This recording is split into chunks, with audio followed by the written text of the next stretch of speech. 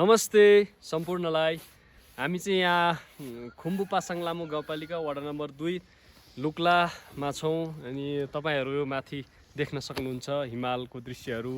अनि यो चाहिँ इभिनिङको टाइम हो, एकदम रमाइलो रमणीय। धेरै समयपछि चिसो मौसम भइरहेछ। माथि चाहिँ अलिकति हिउँहरू परिरहेको अवस्था छ। हामी एकदमै खुसी छौँ, एक्साइटेड छौँ। तपाईहरू पनि घुम्न आउन सक्नुहुन्छ।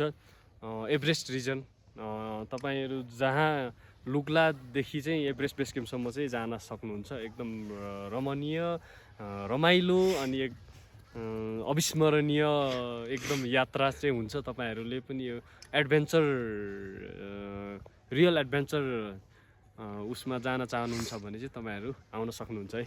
देश विदेशमा रहनुहुने सम्पूर्णलाई एकचोटि आउन म तपाईहरूलाई आह्वान गर्न चाहन्छु। हस्, धन्यवाद।